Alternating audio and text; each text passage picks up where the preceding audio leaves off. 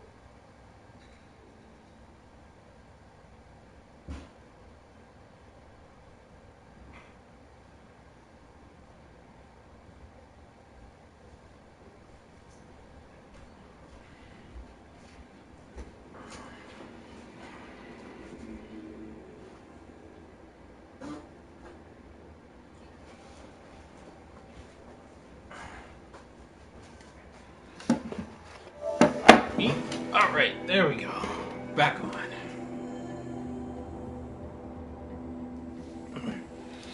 Alrighty. There we go.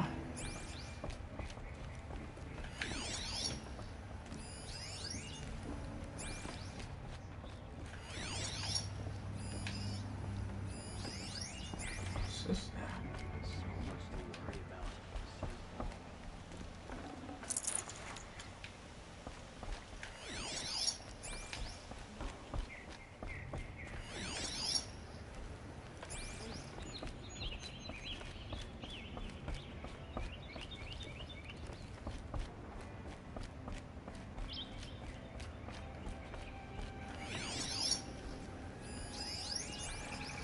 It must be outside.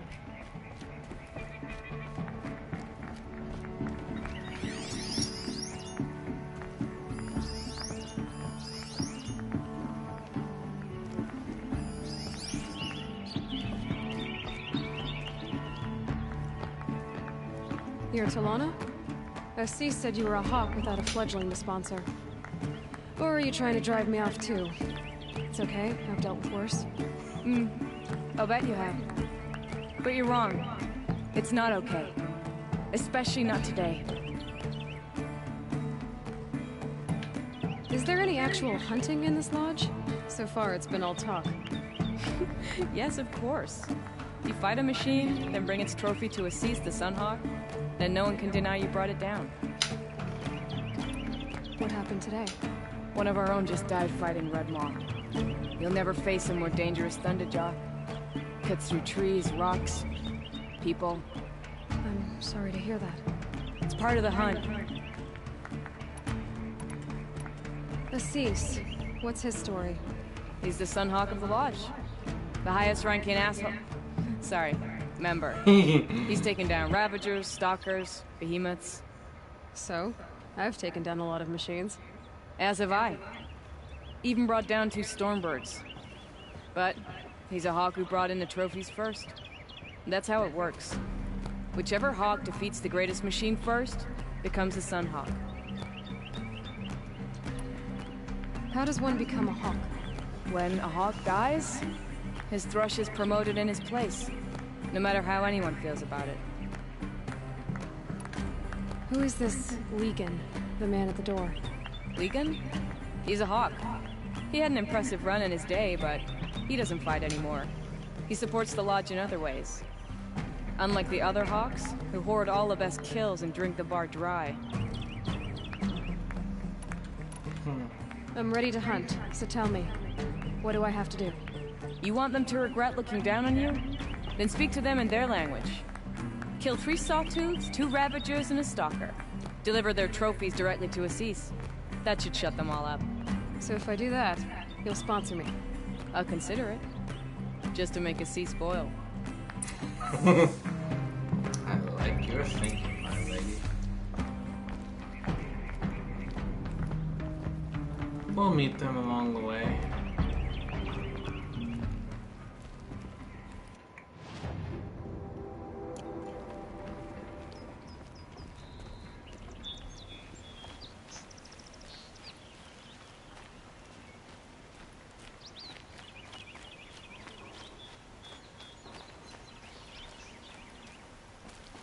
Whew, too many.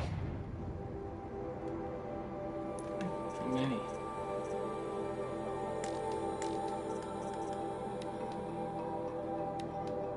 Let's deactivate this quest for a moment.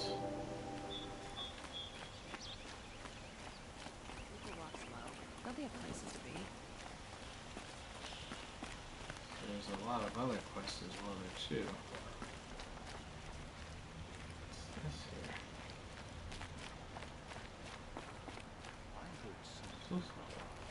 Prayer. Huh? Sun Faith. Okay. 7 articles of the Sun Faith. Article 1. Over all the world rises and sets the great sun, as is plainly seen. To all plants, animals, machines, and men it gives life, as is plainly seen. Of all the tribes, none have scaled such heights as the Karja, as guided by the sun. Witnessing these things to be true each day, celebrating these things each day, we believe in the sun and its light gladly, and without question. Article 2. Only the sun's rightful heir, born of the radiant light that dates back to Ahriman, the founder, is the speaker for the sun. To him the sun's desires are revealed. From his lips its desires are acted upon by men. He shall be known as the Sun King, and his word shall be law. Article 3. In all things we accept the sun's judgment.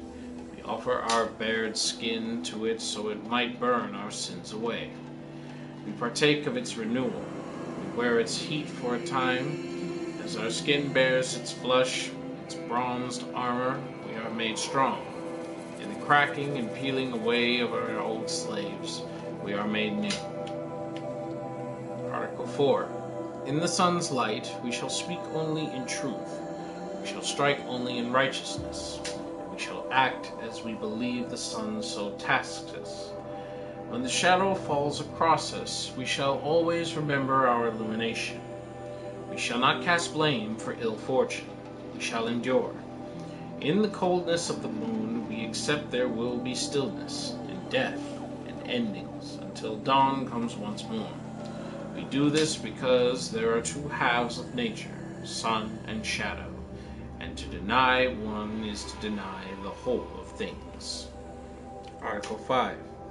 As a twilight time came before us, ending the world of the ancients, so shall a twilight time come again. For this is the cycle of things. The buried shadow shall rise up to eclipse the sun's light and usher in great and terrible change. Even knowing this, we are steadfast in our belief, and trust that the sun will again bring a new dawn, as it did for our founders so long ago. Article 6. Holy Meridian shall forever be the seat of the Karja, the city of the sun, and the spire venerated as the mark of its founding. A Sun King born of the radiant light shall always sit upon its throne, for without a speaker for the sun, its will is clouded. For either of these to be denied is to invite a twilight time upon us. Article number 7. Clearly the Karja are the children of the sun, and preeminent in its gaze. But so too does its light touch upon the barbarian tribes of the north, east, and south. It is the speaker for the sun's duty to interpret if the sun's gaze is directed in approval or reproach. So determined, it is the duty of the Karja to carry out the sun's will, even in places where the light does not reach.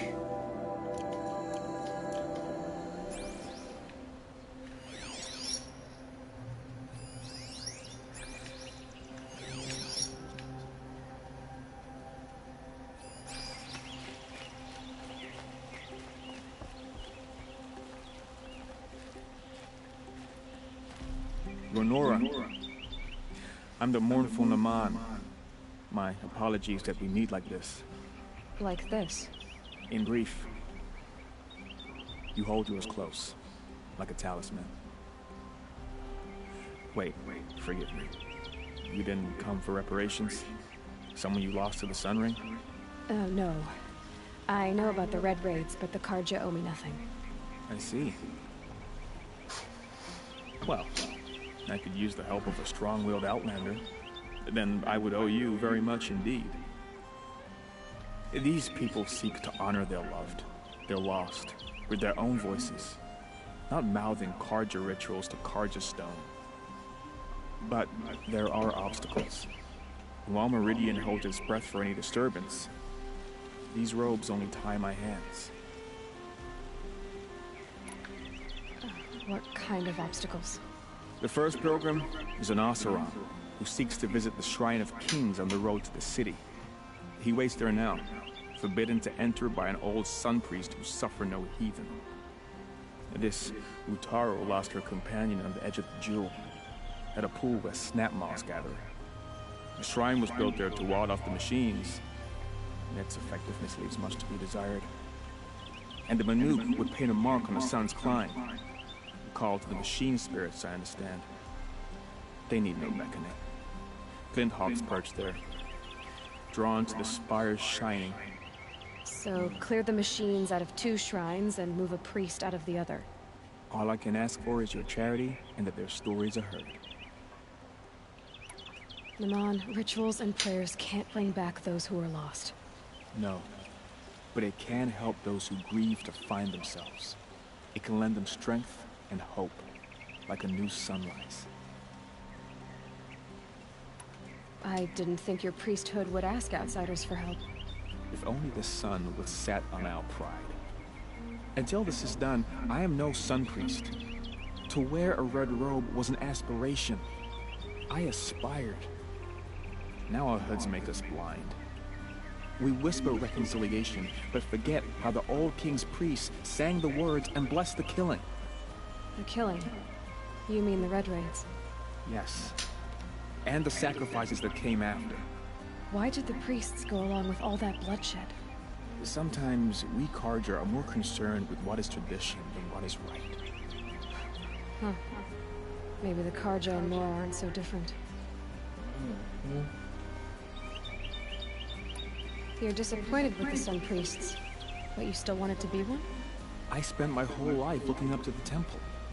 My brother's voice echoing in its arches. Even he couldn't turn me away, and how he tried. In the end, he said, when we were loved, our robes were dyed in cinnabar. Now they are stained in blood. How so? Our robes are handed down to us. Most of the old priests fled rather than be seen in the glare of a new sun. And so we are left to wear their sins. For me, at least, they hang heavy. Where is your brother now? He waits for me on the trail of the sun, I hope. He spoke out against the sacrifices. For a priest to question the Sun King's will, his punishment was worst of all. You lost someone you loved too. I'm sorry. No, not lost. When I took on these robes, I found his memory. I'll do what I can to help those in mourning. To honor their memories is to honor us all.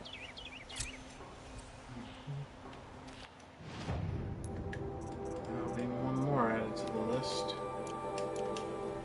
We're gonna set up a lot of side quests for ourselves here, folks. However, the focus right now won't be on them per se.